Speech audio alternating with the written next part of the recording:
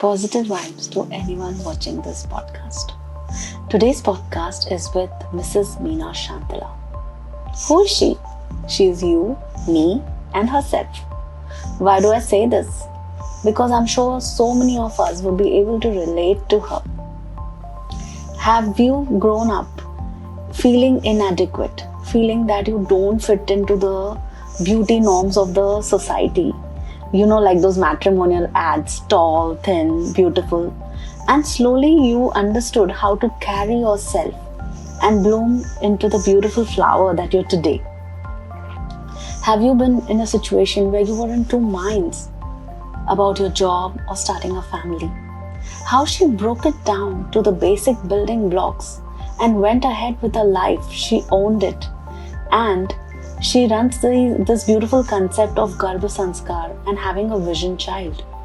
She also is a radio jockey and she conducts these beautiful sessions with ladies coming from all kinds of backgrounds.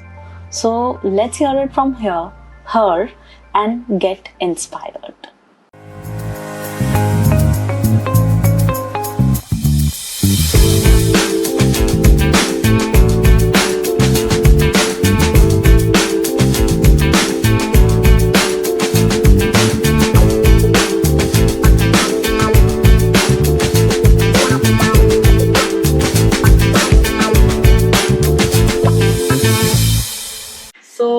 Welcome Meena to the Achievers Next Door podcast. It's lovely having you here, and you look great in this Indian attire. Thank you. Let's start with the podcast. Oh, I love it. I love it. Yeah. So the first question is how was the young Meena like? What were her dreams? What were her goals? What shaped you today? So just share that. Okay.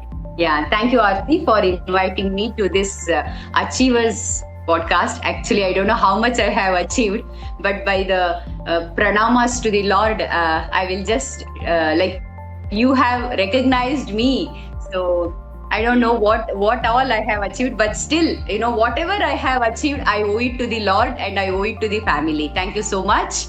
So as a young girl, like I started my journey from the Malnad district of Chikamagaluru. It's a coffee plantation town, a small town in Karnataka. So it was just a normal childhood, nothing special. I was a very mediocre, very normal girl who was always people said you are so dark, not so good looking and all those things. Yeah, so that they had that beauty standards and all. So never seen among the classmates or never seen among the teachers, always, just you be one of the a mediocre and normal person in the class. Nothing much I have done in whole of my childhood, just going to school, coming back. But of course I had a lot of childhood memories growing up in a small town, where my family values, where my mother and father both were working. My mother was also a teacher and my father was a government employee. So we had that, small knit, very middle class family values, where you have, you have to think anything, twice before buying a dress. You used to get only one dress in a year. So, it was a normal childhood, nothing else. Whatever we had to share it. A very, the lower middle class family I have grown up, nothing special. Even in my 10th grade and all, I just, even my marks were not so great. I achieved around 60 or 70% even in my 10th grade. Later, then after 10th grade, I started changing myself. It was nothing special till 10th grade. So I was not even, I could not achieve anything in either in sports, anything. I did not get medals in sports or in academics or whatever. It was just a normal, one normal child who is not very intelligent or not very dull, somewhere in the middle, who gets 60-70%, something like that. A very normal child I was. Later when I started going for PU in the girls' college, then it realized me that, we have to develop our personality. So you have to shape whatever it is. So, and even, my mother and father were like, my father was he was working for a government office, and wherever he had to do anchoring for an event, or he used to speak and all. Though he used to come and tell us at home all those things, we were just listening to his story. He is a government employee. He was a very honest man, very, very honest man. And he had his own values in his work, never took corruption. We were like, though he could have taken the money and, he could have given us a very beautiful life. He did not even take 1 rupee from any person. So that values and ethics. So even though you are poor, so even though you are in the middle class, always help others. Like, do your duty. Like, whatever the job, it is the dharma. Work is worship. So that's what my father was doing. And my mother was also struggling. Though she was a daughter of a coffee planter, she, after getting married to my father, she struggled a lot. So, and even she has inbuilt, the spirituality, meditation. So she was telling me, you should do meditation, you should do yoga and all those things, which, it was just going. But like, in the childhood, my father used to send me and my brother to athletics, basketball. So everywhere we used to go, like, we used to run in the morning, go to the athletics. We used to go for the basketball, volleyball. So everything was free then. There was nothing. It was not like how it is, like, you need to pay so much. So we used to go there, and that's how it shaped. And when I come to first PU or, whatever, it's 11th grade, when I changed my school and went to a girls' school, girls' college, there I started realizing, no, I have to come out of this shell. How you develop your personality, you shape into it. Then I started slowly speaking up, then I stood for the class elections. So I stood for the class election and I had to speak in front of the class. So that was the major task, to speak in front of the class, because I never spoke. I know, I was always very conscious of my looks or, the dress or whatever it is. So at least I was comfortable in the girls' college. Okay, no one is going to judge me. So I stood for the class elections, and, and surprisingly, like, most of the girls had voted for me, and I became the class representative of my 11th grade. So that, and, that really, like, boosted my confidence. Okay, so you, apart from being so many things, you have an aura or a personality which people will like, not just for your beauty or not for anything. You have some aura, right? That aura or the personality, or the zeal to help someone, zeal to hear, like, your classmates, like, they have something, and you give an ear and respond what they say to it. So it really helped, and they actually they voted for me, and that's how it started. Slowly it started. I stood for this second year, then all those things. Though I stood for the presidents, I failed. Those all things shaped till second PU. We were in Chikamagaluru. Then for my degree, we came to Mysore. So my father got transferred to the Mysore. There I studied in Mysore journalism, public administration, and English literature as my major in my degree. So that college is known as Maharaja's College, Mysore Maharaja's College, a very famous college, but it is basically for a boys' college. So only for public administration, journalism, only girls were allowed. For example, if I have to tell, there is 100 students in a class, there were only 3, 4, or probably within 10 the girls were. Only for these subjects, girls were allowed into this college. Otherwise, basically, it was a boys' college. Okay. So I thought of doing journalism. Nothing special, like, I didn't know what to do. I did not have the clear mindset that I had to become journalist and all. After my second PU, doing it in the arts, so So I was thinking, what else should I do? And my brother suggested me, like, as I stood in the elections, I started speaking, helping, start writing something, diary notes and all. Then he told, you should do journalism. So then I took the journalism, and that college gave me much more confidence, because you had to deal with 1,000 boys and almost 150, only just 50, 60 girls, where all the boys' eyes were on you. All the boys' eyes. For example, there's a class of 300.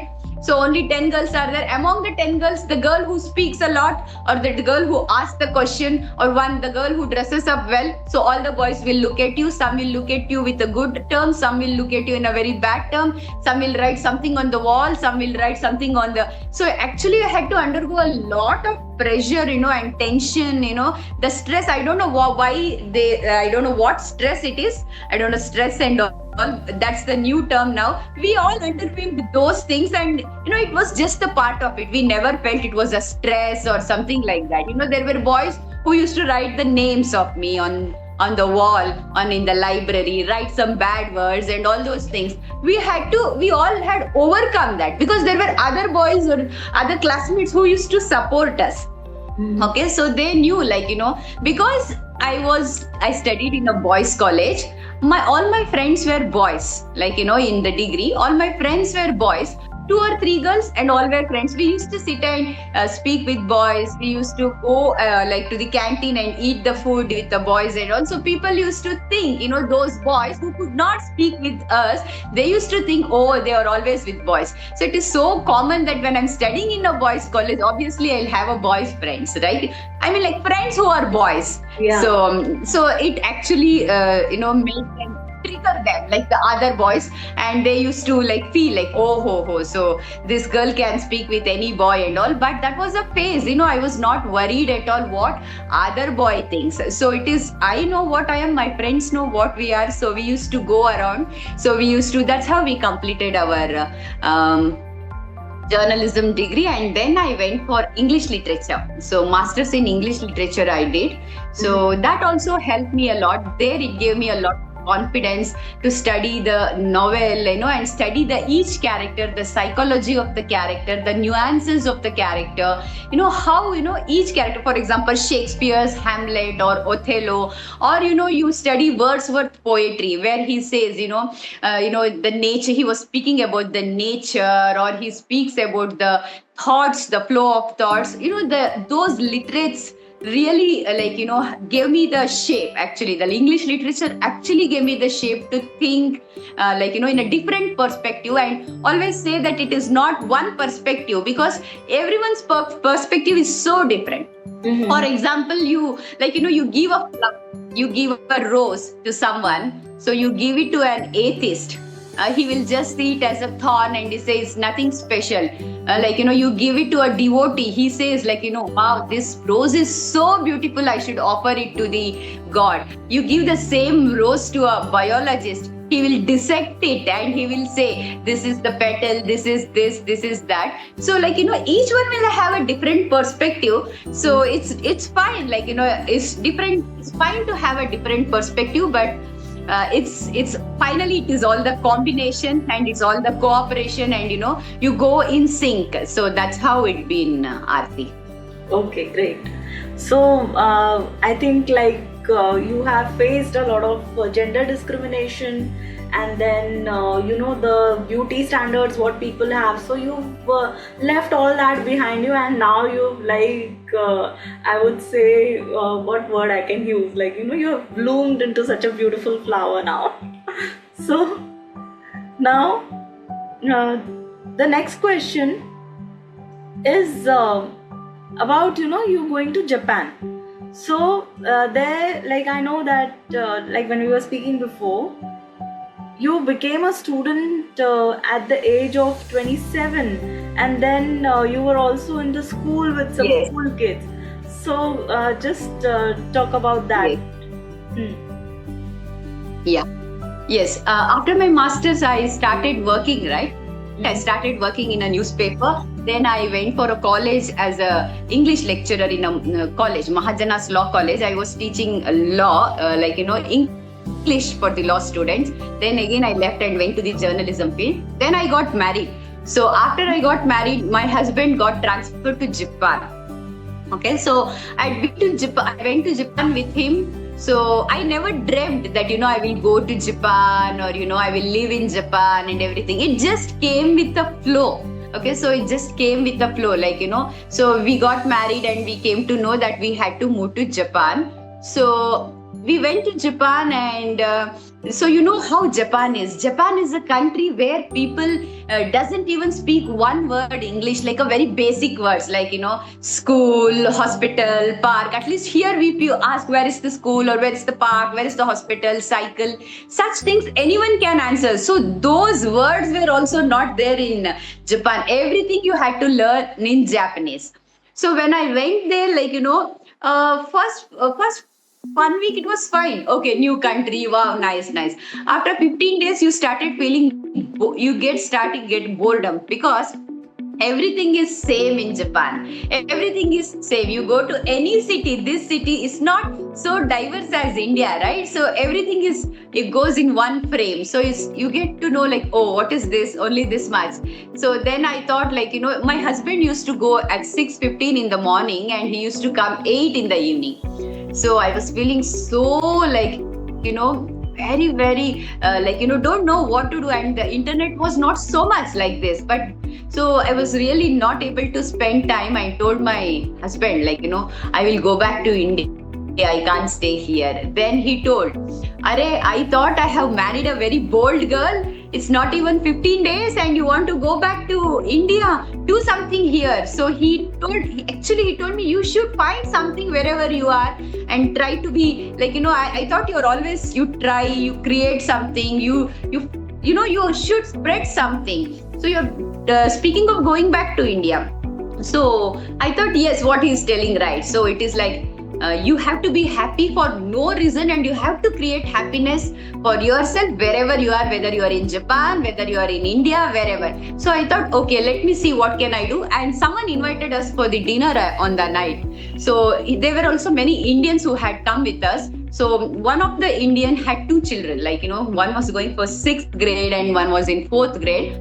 They told me, auntie, so we are going to a school and it's a very wonderful school, and all. They told. I said, wow, that's so nice, yeah. So you're going to school. Can I also come to your school? I just asked.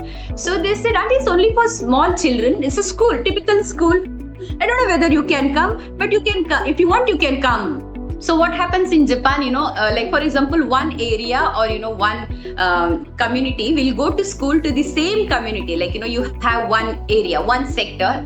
All the sector children will go to the same school, the same community school. So how they go to the school is for example, 5 children from my apartment will gather down. One of the parent will collect them and they will go to the next they go to the next road. Their 6 children will join and they will go. So that's how all the children of the school will go to the school together, and some parents will voluntarily assist them. So I thought 8 o'clock I went near my apartment and saw can I go with them and all, because I did not knew even one word of Japanese. So I thought, I should go. Then I got so scared. So everyone had left and I searched for those 2 girls who had asked me to come. I felt so worried and scared. I came back home. I cried again on that day and told my husband, oh my God, I could not go. He said, you try once more. So again, the next day they all left, but I went to the school. I went to the school and I opened the gate and I went inside. There was one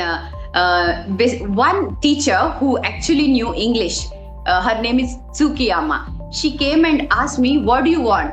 So I told, I'm from India. So the previous day what I did was I asked my husband to help me with some basic Japanese, to tell my name, to tell something about the India or tell about some Japan. He had wrote me something and I had by-hearted it. So that if someone asked me, so what are you, where are you from, at least I could tell that. So I had by-hearted it, and when she asked me, So I whatever I had known, I just told her, like, I have interest in Japanese culture. I want to study this and all. I just told. So then she spoke in English and said, okay, but this school is only for small children. It is still, elementary school and primary school, not for elderly like. Then I said, oh my God, what to do? So I failed here also. I just turned and, there was, by the grace of the God, there was one teacher. His name is, even today I remember him. His name is Ito. So Ito Sensei. So he came and he asked the teacher, who is she and why she is going back? What does she want? He is the international class teacher. What happened in Japan? I was in a place called Toyota City, where all the Toyota people, Pradeep works for Toyota, and all the Toyota in, different communities of Toyotas, for example, from Pakistan, from Brazil, from Thailand, from Taiwan, from Taipei. So they all get transferred into Japan for some years to study and to work there. So those who were transferred and those children had to come to this school. So they had one international class, and where in that class, those children were coming. From Pakistan we had, from India, from Thailand, Taiwan, Brazil, they all used to come for this school. So he asked me, he knew English, and he asked the teacher, why are you sending her back? So I told him, like, my name is so-and-so, I have come from India and all those things. And he felt very happy. And he told, you want to study Japanese? I said, yes, I'm interested in learning Japanese. So he told me, okay, do one thing. Tomorrow morning, so I think it was in June, it's a June, July, it's a summer there, peak summer. So tomorrow morning at 8:15, you be here to this school. So he told in his Japanese accent, I understood somewhat, like, tomorrow you come at 7:30 to the school. So I understood and I went back, and the next day when I went to the school, like, the whole school had gathered in the ground, and I did not know, like, it's a new thing, and all the children were looking at me like as if I'm an alien, because my hair was totally different. I had curly hair, big eyes, dark-skinned girl. So they were looking, who is this lady who has come from, though they were saying Indian children, they had not seen a woman, like, maybe they had seen the mothers. So I used to go there, and I went there, and my teacher came and he told, today is the garbage collection day of the community. I will designate you with some group. You go with them, collect the garbage and come back to this school. I was like, oh my God. And what he told in his Japanese accent, it was really difficult for me to understand what he is telling. Okay, I said, okay, fine, I will go. Then I thought, okay, I will go. I have to go because I don't have any other option. I can't sit at home. I need to do something. God has given me an opportunity. Let me go. So it was hot summer. I didn't know that I had to wear cap, gloves and all. Somehow they gave a cap and gloves. So I went with some children, around 30 children, and few mothers, like, mothers and grandparents who assisted them. They took me to 2 kilometers, and we had to collect the garbage, and I was just smiling. Whatever they did, I did, and I collected it. And few grandmothers, even now, they are friends with me. They used to tell me, oh, you're from Indo Kara desu ka? I told I'm from Indo, like they call India as Indo. Watashi wa mina desu, Indo Kara desu. I had learnt it. I used to, Indo, so desu, kawaii. They used to tell, so cute, and they used to touch my hair. Then actually I understood, actually I am good. Like all those things. In India, actually, you were not good. So there, all of a sudden, you became so good, so cute, kawaii. Everyone like, kawaii. Look at her eyes, kawaii. They used to tell. So kawaii is cute, okay, in Japanese. So then I, like, whatever it is, in this, so much of sun, getting tanned and all. I went to this school, and I was sitting, because the school was so big, I didn't know. I was standing, and my teacher saw me, and he came back. And he said, you are very diligent, in an unknown country, in an unknown school, in an unknown place. You trusted my words, and you went with these children and some parents to collect the garbage. It was really wonderful. So from tomorrow, I will speak with the principal of the school. You can come to the school from tomorrow, and you will be helping with those children who have come internationally, and you will be learning as well. So that's how my journey started in the school. Okay, so it's really nice, that you were so open-minded and you went for, a school. You actually joined as a student, and even like the sir who came into your life, you just meeting him by chance. He was just there, Yes. meeting him on the day you went there. So, Yeah. like when you want to do something, I feel you find ways, and even God True. sends some people in your life who can show you the path. Now, Yeah. going to Japan is very different from India. So you must have had some kind of, culture shocks and even some heartwarming moments at the same time. Then Right. adaptability comes into play. So how did you go about that? Yes, I'll say that. So what has happened, Aarti, when I joined the school, right? I told you he was Mr. Ito Sensei. He was almost 60 years, 59, 60 years old. Almost he was in his 50, 55, something like that. Okay, I don't know his age. Now he is retired and all. So like he asked me to come and I agreed to go, and every day I used to go. But I had that, you always say, why did he allow me to join? Why and all, someday there were no children in the class. They all used to go to their particular class, and he used to call me, Mina-san, come, I will show you one experiment. He was a science teacher, and he used to tell me, come, we will go to science laboratory. And I was Aarti, I was as a friend, I was like, should I trust this man and go to science laboratory? And he's called, we have experienced so many things in India, with men, seeing. And I was like, he said, come, we will go to eco science lab. We'll go to science lab. He was a science teacher, and he took me there, and I was like, oh my God, should I go with him to the science lab? And I went to the science lab with him, and my heart was pounding. Why I came to this school? The school has left, the children have left, only I am here.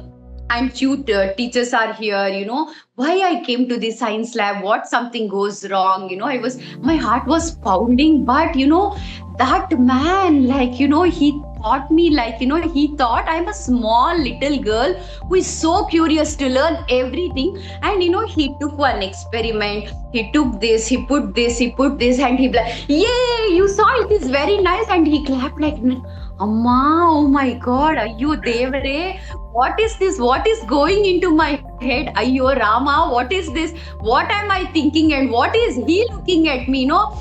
He thought me, he was thinking like I'm a small little girl who is learning who is so curious to learn, whether it is science, whether it is maths. I told him I'm not a science student. He told science is so good, only thing you need to understand it. And he told I will teach you whenever it's possible. Today I have time, you come. And he went and he told this is some sodium bicarbonate, this if you mix this, you will get a volcano and all. He showed me, and he was clapping when it boomed, and I was like, oh God, thank you so much. What my mind was thinking, actually, no. Then, on that day, as Arjuna surrendered to Krishna, so I surrendered to him. I surrendered my mind. I surrendered, I accepted him as my guru, and I told him, oh God, what my mind, such a dirty mind, my mind was thinking, and I literally thank God and thank that guru, from that day to this day. He has taught me so many things, and I have never seen a teacher who is so dedicated, so passionate to teach, whatever it is. He was a science teacher, and he used to take me to his class, 5th grade or 4th grade. And I used to sit in the last bench. He used to come, we'll go to the class, 5th grade. This is the second period, and I have to take. I was not understanding much because he was teaching everything in Japanese, but I was wonderstruck what he was teaching and how the children are responding. What is the way they teach the science? What is the way? They don't, so how it was for us, the teacher used to ask a question, and if the student doesn't know the answer, the teacher will scold and make you feel you are dumb. But in Japan it was not so. The teacher used to ask a small question, for example, how many legs does the ant have? Okay, so everyone will raise the hand and teacher will ask. So one will tell 12. He says, is it so? Let's experiment. Maybe you are true. Let's see why it is 12. So some used to say only two legs to the ants. So he used to only two. Okay, so we will see. So he never made anyone felt dumb. Like even if you say it has 100 legs, so maybe he's like we'll see what it is. So then he used to take everyone outside to the garden and ask all the children to catch one ant, and he used to give one cover and put it in the cover and bring it back to the classroom. And now he used to tell, count how many legs does the ant really has. So they used to count it and say, sensei this, sensei that, and he used to explain, and then they used to go and leave it back. So that's how I was observing the class, and even in the classroom, they had all the life skills. Not like, for all the till 6th and 7th graders, they did not have something like studies, social, science. They had woodwork. They had carpentry. You had to make your own. Yeah, they had carpentry classes where they used to make cubes, triangles. They used to make some robot. They literally gave them, the saw, everything. They had to cut. They had to make the team. And they had tailoring classes. They had to stitch their own school bag. They had to stitch some bags for their mothers, socks and all. They had knitting. They had knitting. Without gender discrimination, both the boy and the girl had to knit and do something. So they all had, and cooking. So cooking and all life skills. It is not like you learn the subject and you forget it. What do you need in your life always is, we don't remember what I studied in algebra, arithmetic or geography or history. What you need is you something has broken in your house, you mend it. Something has the plumber, some plumbing work, you do it. Because Japan is totally dependent on themselves. They don't depend on others. They do their own work. Knitting, tailoring. So everything, they learn by themselves. So that's how that made me think, what we studied, why they are so progressive is like, first few years, they allow the child to make mistakes in learning. Allow the child, let it, if I say something, there might be a possibility of, why that child said. So they will ask, why you said so? So maybe his perspective is totally different. So, and they used to accept it. They, so that's how, the school was very wonderful, Aarti. And, one more thing that surprised me in school was, every afternoon they had lunchtime. The lunchtime in the school is the most precious thing for them. Because each class is designated with some lunch, and each class volunteers will go down to the kitchen, bring the trolley, and they all have porcelain cups, and 6 or 5 volunteers will give the so in each class, for example, you take 4th grade, there will be 4 to 5 students who will be designated for 1 month to serve the whole class. They have to go down and bring the they will get a full trolley of food. What they will do is, they will wear the cap, everything, and they will serve the students will come. They have to serve them the soup, everything, the food, the rice, the milk, and they serve it. So each student will be designated to serve something. After all the students finish, they also eat, and they all collect the plates and keep it, and then the janitor will, whoever is there, the helpers, they will take it. So the whole method of serving first, then eating. So if your five students have been designated to serve on that particular week, they will serve for each student, collect all the porcelain, every glasses, keep it properly and send it back. The discipline was so much. And after this, their lunch, they had something called cleaning the school. They had to clean the whole school. They had to clean their, swipe, mop. They had to mop the toilet room also.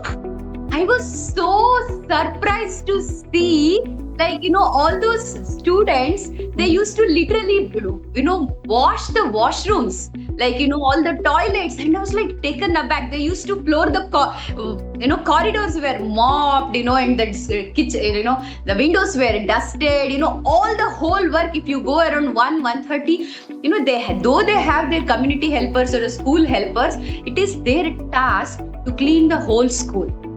So I was literally taken aback. If in this generation, if someone asks tell the student or children, like, swipe the classroom, mop the floor, we mothers will go, ayo, we don't make them school work at home, you are making them work in the school. So, but, there, what was the mindset is, you have to self-help, you do help for your first circle, then you can help the nation. So if you don't do it the first, it all begins at home. They say charity begins at home. If you don't do the charity work, if you don't clean up your own surroundings, how will you get that motivation to serve the nation? So that's and no child was hesitant to either wash the bathrooms or, clean the floor, clean the corridors. That was really shocking, and that actually builds Japan. The lunchtime actually builds the nation as Japan. They have that service-oriented feel, like, okay, so and they don't feel like, I am from this family, I am from this family. Everyone works, everyone cleans it up. So that really made me like, wow, that's such a beautiful concept. I understood it, and it was really good, Aarti. So, like, I have read in a lot of leadership books that there are many leaders who do their own work. And I've read about Ratan Tata doing his own work. And we all know about Mahatma Gandhi as well. So he always believed in doing his own work. And I think there's a Harvard study also which says that children who do household chores, they are more successful in later life. So I really don't know how it connects. Right. Yes, I think this is a very important concept which we should also implement in our children. So that's wonderful. Now, true. Yeah, let's move to the next one.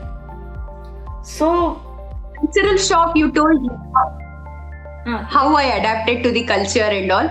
Yes, few days like I was so excited, curious to know Japan, Japanese culture, Japanese people.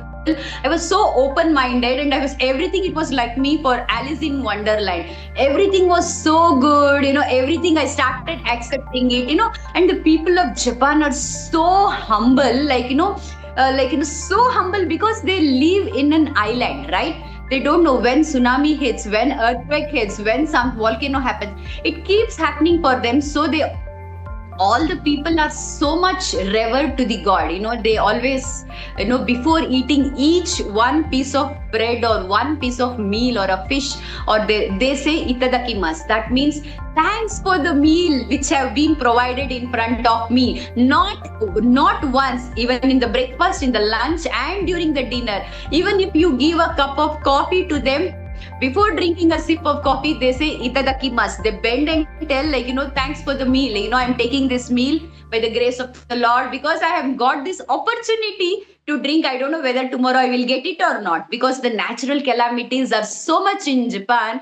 Like each meal, what I learned is go in gratitude for the meal you have every time. We just eat food. Mother prepares, father prepares. We eat without gratitude. Every time if someone offers a cup of coffee, tea, ocha, milk, they say itadakimasu. They join hand or they bow down and they say itadakimasu. That's a wonderful thing. And so I was accepting everything, the culture, the people, the humbleness. Even during the traffic, right? When they go, like if someone has to overtake it, they will not horn it, and they will leave it. And if someone overtakes the other person inside the car, they will just do like this and go. They says, thank you, arigato gozaimasu, for leaving me the space. They just do like this, and I was literally shocked. They don't honk, if someone leaves the space, and if someone, I'm walking on the path and I overtake someone, I just cross them. So we just have to bend and say thank you, you left me. So that was the humbleness for the life, for the you give the gratitude for the people who are standing in front of you. That we literally have to learn from Japan, actually. Yeah. Seriously. So that culture, that the main thing is Indian culture and Japanese culture are so similar. So they also have many festivals like Indian festival. Also have a festival of lights. They have festival of dolls. So many things they have. So culturally, we both are literally so connected. So yes, only the way they look is totally different and the way they think is different. So I accepted it, and even they accepted us very well. They accepted us very well. Ah. So I think even like praying before eating is a part of Indian culture too, but we don't really implement it that much. And I think traffic is like True. over here. Like I see people abusing each other and using such bad words, and we never see like True. they never wait even for Right. those who are walking on the street. So yeah, so that's something we can Right. actually take a look at their page and implement it here. So moving on to the next one. Right. True. You've had an arranged marriage. So please talk about that. That how did that happen? Right. Hmm. Okay. So that happened when, I was working in a newspaper in Mysore. So my father, my mother, everyone, we all were living together, no? So I was there, and, it was already 25. So they all started looking. Okay, you should look, we should look for some boy and all. So arranged marriage happened like that. My father's friend's brother's son was Pradeep. So they had given some alliance, and I was not interested. I told Daddy, I need to speak with the boy. I have my own thoughts, I have my own things. Only if that matches, no, I can get married. Otherwise, it's very difficult, because I was a journalist. I was working in a different timeline. So I was telling my father, let me see. So my father told me, I have a number of my friend's brother's son. So he works for Toyota in Bangalore. So if you want, you can speak with him. And he gave the number, and that was just the onset of mobile phones. I had one small Nokia phone. So I had just started working, and in my first salary, I had got a phone. So it was 2000 or some 2000 small, this one. So I had the phone number, and he had given me that number. So though I took that number, he told me, you just speak with him once, you message him. So if he speaks, if it finds well, you can just speak with him. So after taking the number, I messaged him one day, so this is Meena, and my father has given your number. So what are you doing? And we just started talking and messaging, slowly it started messaging. So, and then one day he came to see me near my office. So all of a sudden he came near me to the office, and we spoke for a long time, and then I took him to my home. And I told my mother, so the number you had given, Pradeep's, I bought him home. So yeah, so, and she was fine. Okay, she said, okay, that's nice, you have bought him home. And that's how we got, both the families spoke, and we got married. That's it. Arranged marriage is always, I feel arranged marriage is good. What happens, in the love marriage, what happens, you already know a person from many years or many. So in arranged marriage, what happens, everything is new. Even if it is not nice, but if everything finds well, there is newness every day, because you have to know that person every day, because marriage is not for one day, or you know him for a year. It is every day, your thoughts has to match. Men are from Mars and women are from Venus, something like that. But still, he goes in his way, I go in my way, but still it has to go together like a track of a train. So that's how it is. So it's fine. Arranged marriage is fine. Totally fine. Okay. So moving on, then so you seem to be having like a newness in your marriage every day now. Moving on, how you adjusted back to life in India when you were back from Japan. And your kids, were they born in Japan or India? No, in India. My daughter, after I came back from Japan only, she was born. Yeah. Okay. So how long were you there? Right. So after coming from Japan, it actually 2 years. That's it. 2 years. 2 years. Okay. 2 years. Okay, so Yeah, only for how did you for adjust? 2 years.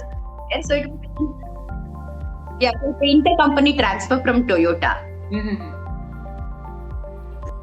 So we stayed there, and after coming back, because it was just only for 2 years, it did not make me feel so many differences. We were like already mentally set. We had to come back to India, right? Mhm. So we were mentally set, yeah, when we came back, I was feeling like, okay, so many things, the discipline, the gratitude, the culture, everything is missing here, the way of life, even, I was surprised, if a wife serves something to the husband used to tell arigato gozaimasu, that he used to thank the wife. For example, he's sitting, I give him a cup of tea, and he used to say arigato, thank you for serving me the tea. Mhm. Okay, so everything is like here, okay, everything gets changed, and if he says like thank you, like what happened to him, why is he saying thank you to his own wife to serve the food, oh, it is her duty. So here everything is duty, there everything is gratitude. Okay, so I was like, for both of us, it took some time to again become, adjusted to this Indian, way of duty and doing everything in a routine. So that was the cultural shock, the traffic or the discipline. Mainly it is discipline and the humbleness, which I really miss from them. I really missed here also. Mhm. Yeah, that's the thing. Yeah. Otherwise, everything was, yeah, we were set, and later, yeah, after I came back from Japan, I started again hunting for the job, and I was working in oneindia.com as a sub editor. Yeah, a sub editor for an English online newspaper. So I worked in oneindia.com. So later I conceived for my daughter. So afterwards, I quit my job as a sub editor. Mhm. So when I came to know I conceived, I got to know I just had gone for a TV. It's called TV9, very famous then back 15 years ago. So it was just booming. TV industries were booming, and I had the interview in TV9, and they just told me two things. Like one is salary is not a constraint, but only thing is you have to work against the clock. So it's not like you come at 9 o'clock in the morning and go at 5 o'clock. You should be able to come at 5 o'clock in the evening and go 3 p.m. in the night. So that was the only criteria they had told. So we don't have any time restriction. You have to dedicate your whole time. So I had two options. One, to accept to the TV and go to the TV field, or take my motherhood journey. So there were two things which were really oscillating between me, and I was like, oh, what should I do, then I thought I can always go back to the work, but this motherhood journey, these 9 months of journey should be wonderful, it should be very nice, it should be memorable for me as well, for the child which is growing in the womb. It should be memorable for it also, because once after 9 months, again I cannot put that child back into my womb. The child has gone out. So it will have to go with the so that womb, the womb for 9 months, it's like tapas. For me, it was like a tapas. I totally quit my job, and for all the 9 months, I don't know, there was a paradigm shift from here to here, from material world to the spiritual world. I don't know. All of a sudden, I got connected with the spirituality. All of a sudden, I got connected with the Lord. I don't know why it is, or the soul, or did the soul inside me wanted to do all those things. So all of a sudden, I started listening to Hari Kathas, Vishnu Sahasranama, and deciphering, Gita, learning it. All those days, it was not that just meditation, God praying, and that. All of a sudden, these things started coming, and it was not a forced one. It came naturally. Whatever comes naturally, you have to go with that flow. You cannot, whatever the nature takes you, how the river goes. Sometimes it takes this turn, and all of a sudden in the next turn, it goes to the other direction. And all of a sudden my life, took another direction, and the river started flowing in totally a different direction, to the different village, to the different city. In my life also, it totally took took a different turn, and it was natural. It was not forced one that I have to do this. I felt like I will quit the job. I quit the job, and I was not regrettable over it. So I started listening to Harikathas, so many things of Vishnu Sahasranamam and many things, a total shift. So it really helped me in that way. And after, I don't know, whether Bhagavad Gita, I listened to all the 18 chapters. It was very vaguely, it was coming to my mind. So I was reading a lot of books like My Experiments with Truth, and Ajeya, that's a book on Bhagat Singh, so all those things I was reading. And that's what I spent all my 9 months. I spent only on that, doing all those activities of imbibing the goodness. So imbibing the goodness to the womb, and telling that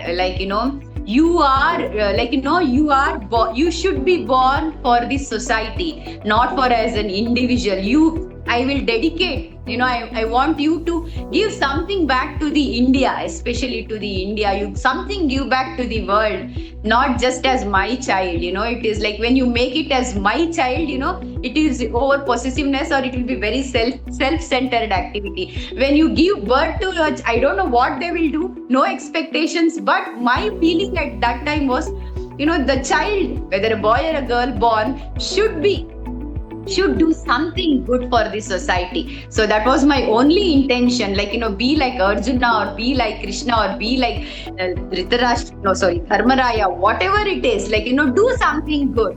Do something good was only thing. And by the grace of God, after some days, my mother found me that there is a class called Garbha Samskara.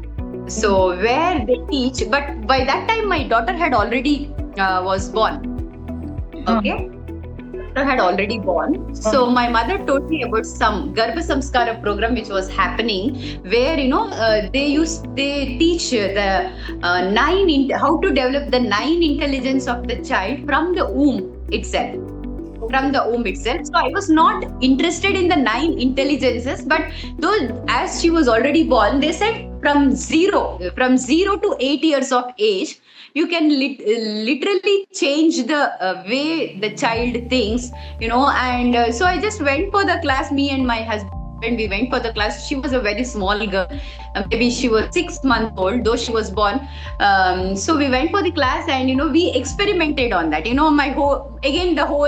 river flowing to the other direction. And it also went naturally, and they told me how to visionize the child, how to have a vision child, whatever the values you put in, it will. For example, I had written a vision, paste the picture of the daughter, and I had written 10 values, for example, you are spiritual as Swami Vivekananda, you are honest as Dharmaraya, you have the concentration of Arjuna, or you are musician as Ilayaraja.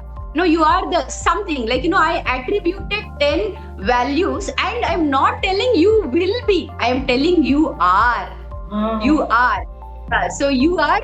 So when you say you are, so if I tell, you will be a prime minister like Modi, I don't know, will is always uncertain. But when you say you are, so we had pasted it made it a poster, pasted the picture, and we used to read it to the child. So what happens, the child's, when they sleep, their subconscious level is open. The first 15 minutes of the child, the subconscious level is open. There it is called as sleep talk. If you Google it, you will understand what is sleep talk. Till the age of 8 years, when the child sleeps, goes to the deep sleep, after the first 10 minutes, the next 10 minutes of the child's subconscious mind is open, and whatever according to the class you give the input to the child will accept it. So in the chart, whatever we had written, you are for example, whatever you can write, you are a tennis player like Venus Williams, so whatever you wanted. Okay, so you are a cricketer, for example, for my son we had written so many things. You are a chess player like Vishwanathan Anand. So many things, whatever you wanted, we used to tell them, not like we are forcing upon something, just adding some value. like, because the subconscious mind is so open during the first 10 minutes of the child.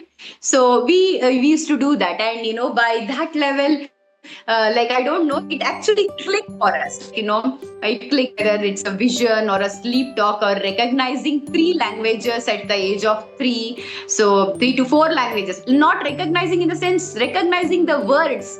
Like, for example, if you have written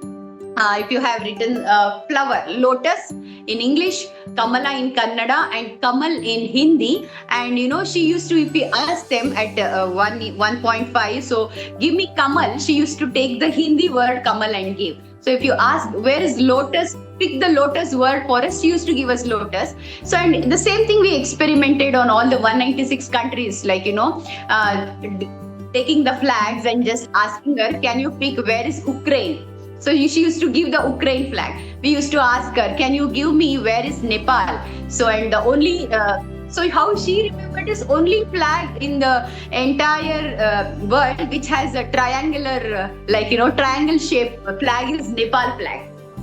So that's how, she used to picturize, mind map, and, she used to recognize all those. So, and that clicked, and that motherhood journey was very beautiful. So we used to do, like, we did not force upon anything. So everything came naturally. If you force something, it will be artificial. It should come naturally to the child as to the parent, then on. Whether it is music. So the one more intelligence where they speak is, one is 5 emotional aspects: mental, physical, spiritual, emotional aspects, as well as they also speak of 9 intelligence. So one of the intelligence was also the musical intelligence. So how to develop the music intelligence in the child? So we used to put the very nice classical musics to the child when the child was sleeping. So whenever, so that thing happened, and literally they both have been able to pick up the classical music very well right now, though none of us are from the classical lineage right now in my family. So they have picked it up very well. So that's how we started developing on emotional aspect, mental aspect, physical aspect, and spiritual aspect on the child, and it went very well. Then we thought, so they, in the class they had taught, like, whatever you vision, you have a vision and you have to trust it. Whatever more important is belief, faith. If you have faith, 100% faith, and you should not doubt 1%.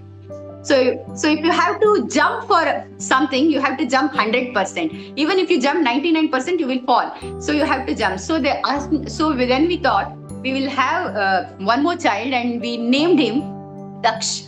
So one who is able. So we named her Disha, so who gives us the direction to the different parts of the world. So, and we named him Daksha, the able. Before he was conceived for 6 months, before we planned, we named him Daksh. Okay, so, and we made one chart and named him Daksh, put a picture of a baby, and we attributed the vision, and we both used to read it every day. So you are a prime minister, whatever, we had done, you have the concentration of Arjuna. So whatever we had done, so we used to read it, and we didn't, we never thought, this vision will fail. And we also thought, we have a girl child, let's have a boy child, that's it, nothing else, we literally need boy anyway, because it's just like that. You have a girl, it is like, it's very psychological human that you want a boy. You have a boy first, and then you will definitely ask for a girl in the second child.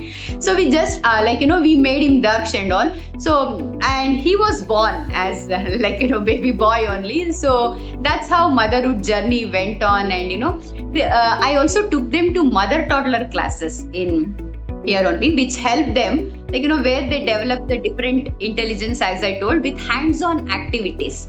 So we used to have different activities. So the basic thing was, whatever the mother does, the child does. The mother toddler activity was from 1 year to 2.5 years. So what happens? The child observes. So if you sing a song, the child will also sing a song. When you start dancing, the child will also dance. So it is like that, whatever you do. So we were given many activities to do along with the child. Even whether the child does it or no, don't know. But we used to do.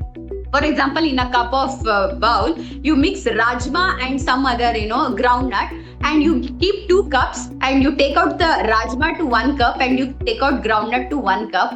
and the child will also do the same thing. So that's how in mother toddler activities we learned many hands-on experiments to do hand-eye coordination movement and many things. So that really helped in developing the intelligences of the child.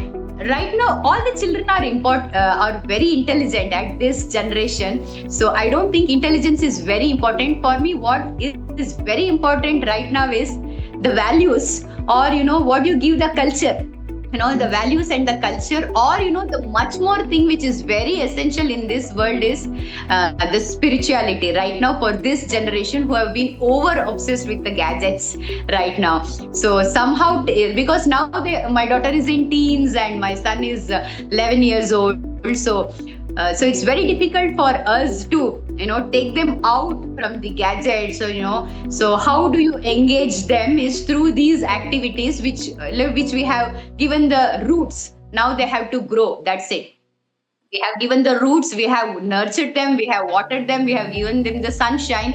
So right now nothing else, they just need trimming here and then to grow it nicely, so that they don't spread their wings everywhere, just see where they are going. But it's really very difficult to tell them stop gadgets and all, but we need to accept this generation is like that, they have to go like that.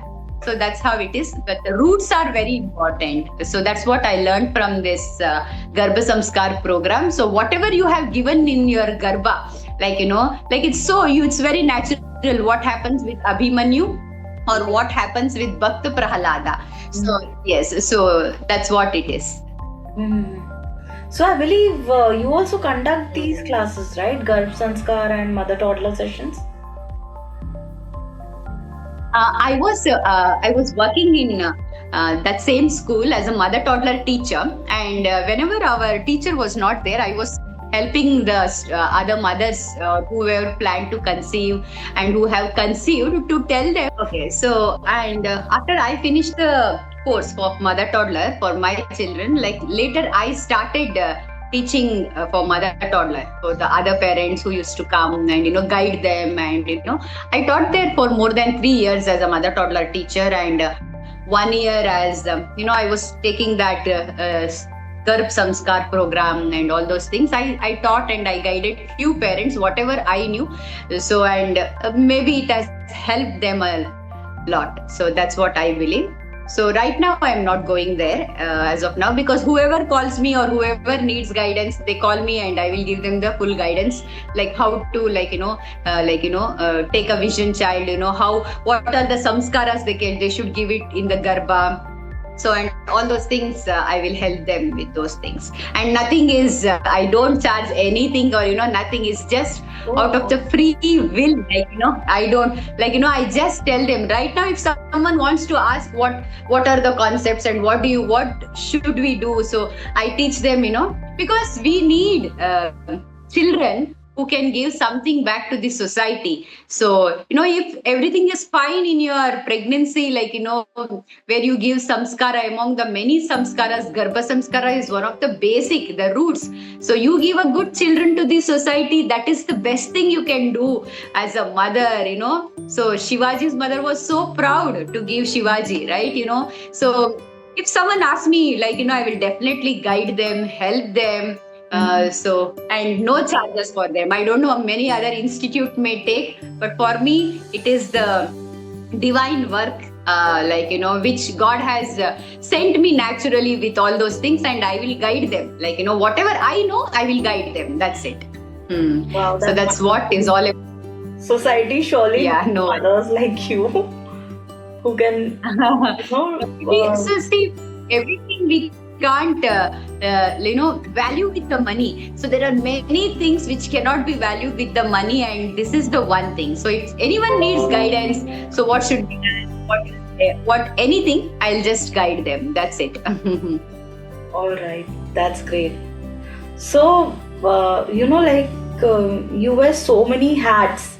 Like you're a Gita enthusiast, then you I know that you are helping other women also, they are doing some kind of programs with you, right? You teach Japanese, right? You also teach Japanese. So, and you Right. were All India Radio also. So, how do you manage all Yes, this? Yeah. yeah, right.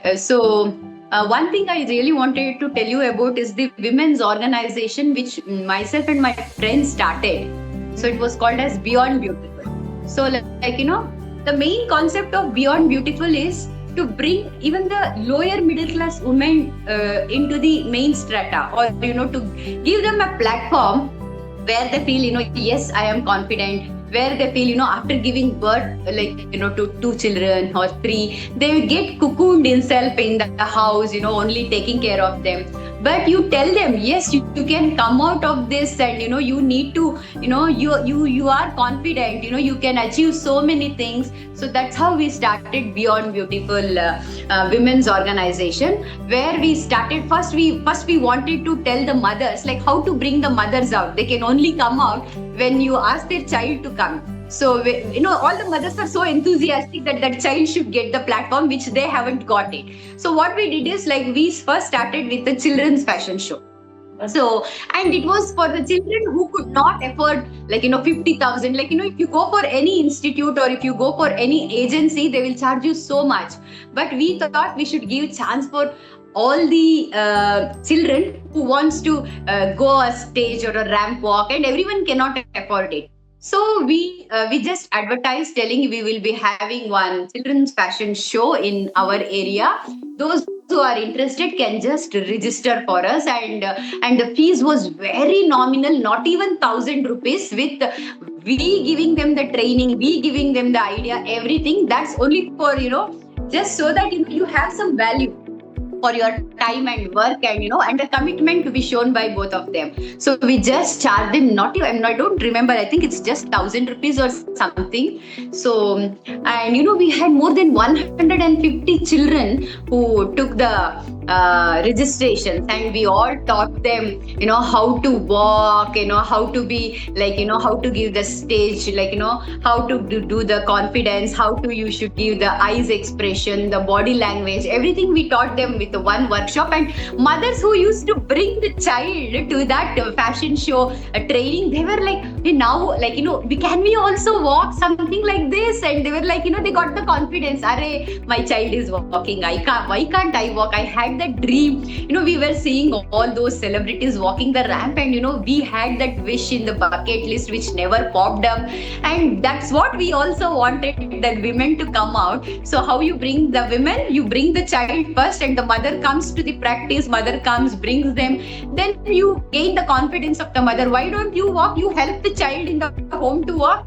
Oh, and we tell them, wow, you're walking so nicely, you should also walk ramp. And they're like, yeah, we will walk the ramp and all those things. And then we did, only they said we feel very hesitant to walk alone, so we will do something we will walk with the child. So we did Mom and Me fashion show.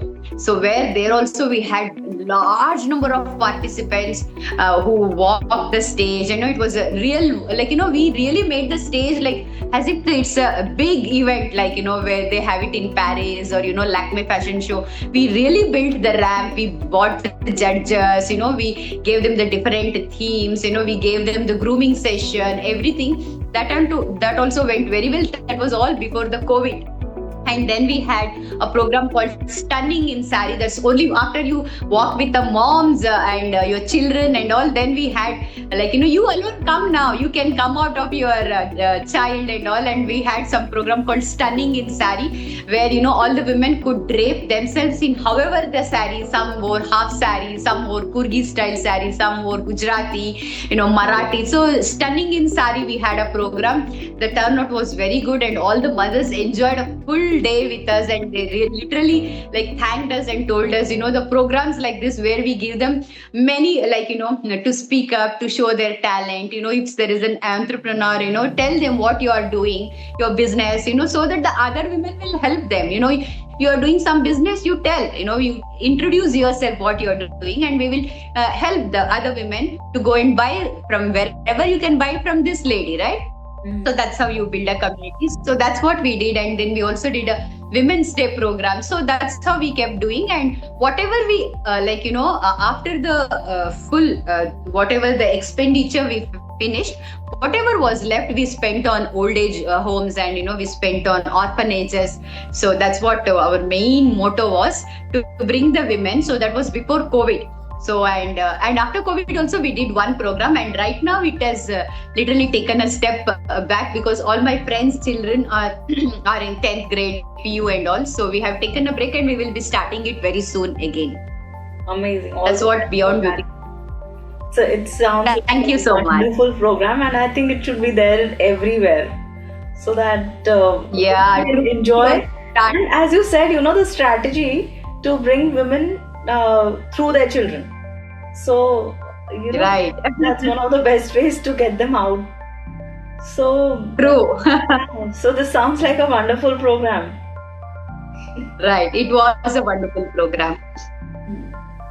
And there were many women who, who told, my children are far, the grown-up children, working, they are working. So they alone wanted to walk the ramp. So we gave them chance even for 60 years and above ladies who wanted to walk the ramp. So there were many 15 ladies who came for the ramp walk who were above 60 years. They walked the ramp.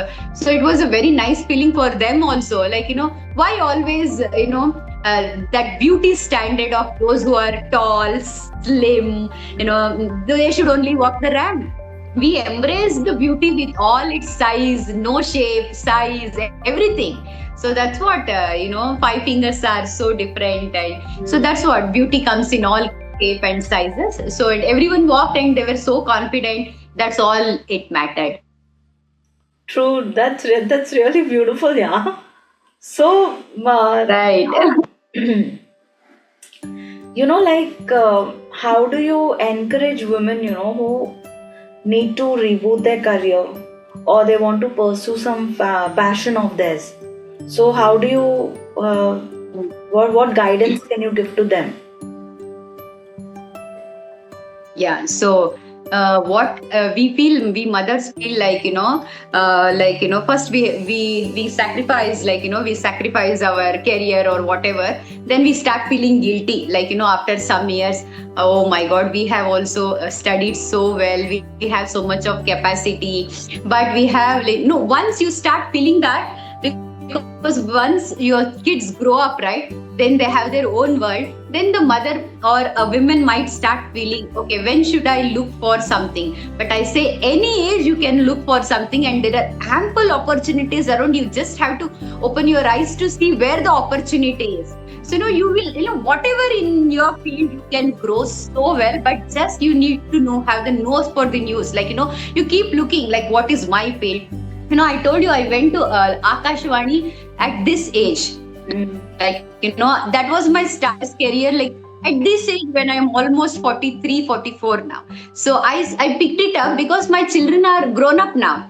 So once they're grown up, the children, they don't depend on us so much. So they tell us, why don't you pursue your passion? So then we should definitely, and don't think, you're already aged and, who will give you career at the age of 40 or 30s or 50s. If you look forward, there are ample of opportunities. Look and go and start with this one small step. It's always say, a journey to the 1,000 miles starts with one step. So take one step. Who knows, you might finish the 1,000 steps. It's never late. They always say life begins at 40. Why life begins at 40? Definitely it begins at 40 because your children are grown up. You have given the roots. You have given the foundation. Now they will build on their own once you have given the roots and foundation, and then you really need not worry, I did not, because when you leave this very small child, 6 months old, feeding baby, then you might feel a lot of guilt. But once you have given the foundation, and once you have, they start building, and now it is I did not work for 15 years or 16 years after my child's birth. No, I enjoyed my motherhood to the core, and I tell all the mothers, if you are enjoying your motherhood journey, enjoy it. If you are a working woman, do it. There is no guilt, don't be guilty. I am not looking after my child. So it is all your priorities, and we never should judge a working woman or a housewife. So a housewife can always start her journey at whatever age and never feel guilty about, I did not work. Start, no, even at 50, why can't you start? You make a beautiful rangoli, start something, see creativity, how you can improve your rangoli and help teach. You put, we have that rangoli, we put in front of the house in South India. You don't know? Every day morning we have that dots. We call it rangoli, kolam and all. So if someone is so good at that, you have lot of opportunities. Make a workshop. Teach this younger generation. Our generation children doesn't know. Like we all knew like how to draw rangoli in front of our house. So if you are an expert and you don't know, no, okay, I'm not an engineer. What should I do? I know to draw whatever is there in front of my house. Make a workshop. There will be people who comes to your workshop. You're a good sari draper. Call for a workshop. Do sari draping. No, so there are many. You are good at making hairstyle. You do it, no? So the only thing is you need to see where your potential is and how to ask, or convert it into the profession. That's it. That's what. So whatever you are good at, you have, because of this internet, social media, it's very easy to advertise. So I request all the women, please start your journey at any age and don't fear for it. So success and failures, sometimes we might fail, but it's okay. So it is like, it's like, you cannot define success or failure without, you fail and you don't succeed. So you have to fail and then succeed. You might go to this, you might not win. You have to go to that, you might not win, but something is there for you. You have to look for it. Yeah, so this part of the conversation, I recall the word ikigai from the Japanese language. You just need to find your ikigai and work on it. Age doesn't matter. That's just a number. That's it. Okay, moving ahead. So true. Right. If you would have to relive one phase of your life, what would that be? Is there any phase of your life relive you would like to relive? Yes. Yeah, I would like to relive the phase of my Japan. Stay in Japan again. Yeah. Because I learned so many things, Aarti. Actually, nothing like every day, each day where I stayed, I learned one or the other thing. And learning should, people will never become old. You become old when you stop learning new things. That is my idea. That's, I always feel like, when you start learning, you have the curiosity to learn. You never become old. So why I have to relive my, that was a beautiful thing. I really want to recall it. I want to relive it because not just because it's a beautiful country. I love my India. I'm so patriot, but whatever I learned it every day, whether it is ikigai, as you told, what is the purpose of your life? Ikigai is that thing. That is the thing which makes you get out of the bed every day to look for some purpose. Like, what is my purpose of the day? What is my goal for the day? What is my next small vision? So, you need not have a bigger vision for life. So it is just for the day, what is that? You clean one wardrobe and that is your ikigai for today. Okay, I'm happy. Today I cleaned that's the ikigai. I get up today, so I made a very nice breakfast for my children. That was my ikigai. So what made me get out of the bed is ikigai. So you might have a smaller goals, smaller visions or a larger visions for the life. So I learned every day in those things. So I want to relive those moments because I want to learn so many, because now it is technologically advanced. So many things, I literally wish I could have learned it there, much more. So I want to relive those moments. Great. So I hope you get a chance to go there again. And, listening to you, I want to go there. It's like that. So, true. Sometimes life, it gets very overwhelming. I'm sure because you're doing so many things. You have children, exams coming up. Or, sometimes they fall sick, or it could be something. So how do you handle yourself? What is your mantra when life gets overwhelming?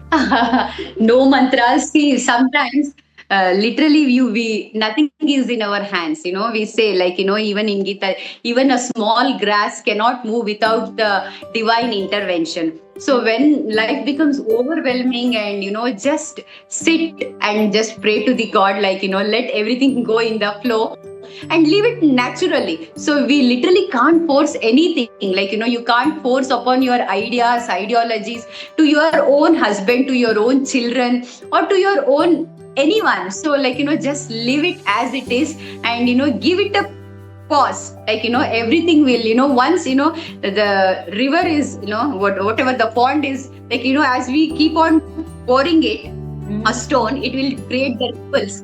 So when already there are so many ripples, if I put one more stone, again it will create a ripple. So allow it to settle down. It will settle in it might, for us, for some people it might settle down in one day. For some people it might settle down in a week or a month, or it takes time. But only thing is, you have to be patient. So much of patience so that it gets calmed down and settled down. That's it. So only thing I have learned of late with my spiritual work or with my Gita intervention is surrender to the situation in the presence of God. You be conscious with the God. Whatever work, the karma you do, you surrender it to the Lord and say it. It is you who has made it, and you who will be completely making it fine. So just surrender to the Lord is my mantra right now. Okay, Aarti, nothing else. I'm sure a lot of us can learn and implement that. So next thing, this would be the last question. If there were to be a book about you, what do you think the title would be? Oh. Book and the title. I haven't thought about it. Now I literally will think there's a book and a title for it. Okay, can I just think and tell you? Sure. Just thinking. What can be the title? You can think. What can be the title for the book? I can think of a Japanese word. Yes, I'm thinking of a Japanese word.